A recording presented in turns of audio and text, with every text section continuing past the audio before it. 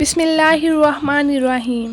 تو آج آپ کے ساتھ حضرت ابراہیم علیہ السلام کی بت شکنی کے بارے میں آپ سے شیئر کریں گے، لہٰذا ویڈیو کو آخر تک محبت اور توجہ کے ساتھ سنیے گا۔ تو ناظرین، حضرت ابراہیم علیہ السلام نے بت پرستی کے معاملے میں پہلے تو اپنی قوم سے مناظرہ کر کے حق کو ظاہر کر دیا، مگر لوگوں نے حق کو قبول نہیں کیا، بلکہ یہ کہا کہ کل ہماری عید کا دن ہے اور ہمارا ایک بہت بڑا میلہ لگے گا، وہاں آپ چل کر دیکھیں کہ ہمارے دن میں کیا لطف اور کیسی بہار ہے۔ اس قوم کا یہ دستور تھا کہ سالانہ ان لوگوں کا ایک میلہ لگتا تھا۔ لوگ ایک جنگل میں جمع ہوتے اور پھر دن بھر لہو لعاب میں مشغول رہ کر شام کو بت خانے میں جا کر بتوں کی پوجا کرتے اور بتوں کے چرواہے مٹھائیوں اور کھانوں کو پرساد کے طور پر کھاتے۔ حضرت ابراہیم علیہ السلام قوم کی دعوت پر تھوڑی دور تو میلہ کی طرف چلے، لیکن پھر اپنی بیماری کا عذر کر کے واپس چلے آئے اور قوم کے لوگ میلہ میں چلے گئے۔ پھر جو میلے میں نہیں گئے، آپ نے ان لوگوں سے صاف صاف کہہ دیا، اور مجھے اللہ کی قسم ہے میں تمہارے بتوں کا برا چاہوں گا، بعد اس کے کہ تم پھر جاؤ پھیٹ دے کر۔ چنانچہ اس کے بعد آپ کلہاڑی لے کر بت خانے میں تشریف لے گئے اور دیکھا کہ اس میں چھوٹے بڑے بہت سے بت ہیں اور دروازے کے سامنے ایک بہت بڑا بت ہے۔ ان جھوٹے معبودوں کو دیکھ کر توحید الہی کے جذبے سے آپ جلال میں آ گئے اور کلہاڑی سے مار مار کر بتوں کو چکنا چور کر ڈالا اور سب سے بڑے بت کو چھوڑ دیا اور کلہاڑی اس کے کندھے پر رکھ کر آپ بت خانے سے باہر چلے آئے۔ قوم کے لوگ جب میلہ سے واپس آ کر بت پوجنے اور پرساد کھانے کے لیے بت خانے میں گھسے تو یہ دیکھ کر حیران رہ گئے کہ ان کے دیوتا ٹوٹے پھوٹے پڑے ہوئے ہیں۔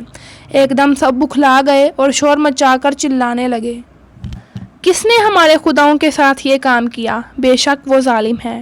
تو ناظرین، تو کچھ لوگوں نے کہا کہ ہم نے ایک نوجوان کو جس کا نام ابراہیم ہے، اس کی زبان سے ان بتوں کو برا بھلا کہتے ہوئے سنا ہے۔ قوم نے کہا کہ اس جوان کو لوگوں کے سامنے لاؤ، شاید لوگ گواہی دیں کہ اس نے بتوں کو توڑا ہے۔ چنانچہ حضرت ابراہیم علیہ السلام بلائے گئے تو قوم کے لوگوں نے پوچھا کہ اے ابراہیم، کیا تم نے ہمارے خداؤں کے ساتھ یہ سلوک کیا ہے؟ تو حضرت ابراہیم علیہ السلام نے فرمایا کہ تمہارے اس بڑے بت نے کیا ہوگا، کیونکہ کلہاڑی اس کے کاندھے پر ہے۔ آخر تم لوگ اپنے ان ٹوٹے پھوٹے خداؤں ہی سے کیوں نہیں پوچھتے کہ کس نے تمہیں توڑا ہے؟ اگر یہ بت بول سکتے ہوں تو انہی سے پوچھ لو، وہ خود بتا دیں گے کہ کس نے انہیں توڑا ہے۔ قوم نے سر جھکا کر کہا، اے ابراہیم، ہم ان خداؤں سے کیا اور کیسے پوچھیں؟ آپ تو جانتے ہی ہیں کہ یہ بت بول نہیں سکتے۔ یہ سن کر حضرت ابراہیم علیہ السلام نے جلال میں تڑپ کر فرمایا، کہا تو کیا اللہ کے سوا ایسے کو پوچھتے ہو جو نہ تمہیں نفع دے اور نہ نقصان پہنچائے؟ تم پر اور ان بتوں پر جن کو اللہ کے سوا پوچھتے ہو تمہیں عقل نہیں ہے؟ آپ کی اس حق گوئی کا نعرہ سن کر قوم نے کوئی جواب نہیں دیا، بلکہ شور مچایا اور چلا چلا کر بت پرستوں کو بلایا، ان کو جلا دو اور اپنے خداؤں کی مدد کرو اگر تمہیں کرنا ہے۔ چنانچہ ظالموں نے اتنا لمبا چوڑا آگ کا الاؤ جلایا کہ اس آگ کے شعلے اتنے بلند ہو رہے تھے کہ اس کے اوپر سے کوئی پرندہ بھی اڑ کر نہیں جا سکتا تھا۔ پھر آپ کو ننگے بدن کر کے ان ظلم و ستم کے مجسموں نے ایک گوفن کے ذریعے اس آگ میں پھینک دیا اور اپنے اس خیال میں مگن تھے کہ حضرت ابراہیم علیہ السلام جل کر راکھ ہو گئے ہوں گے، مگر حکم الحاکمین کا فرمان اس آگ کے لیے یہ صادر ہو گیا کہ ہم نے فرمایا، اے آگ ہو جا ٹھنڈی اور سلامتی ابراہیم پر۔ چنانچہ نتیجہ یہ ہوا جس کو قرآن نے اپنے قاہرانہ لہجے میں ارشاد فرمایا کہ اور انہوں نے اس کا برا چاہا تو ہم نے انہیں سب سے بڑھ کر ضیاء کر دیا۔ آگ بجھ گئی اور حضرت ابراہیم علیہ السلام زندہ اور سلامت رہ کر نکل آئے اور ظالم لوگ کفِ افسوس مل کر رہ گئے۔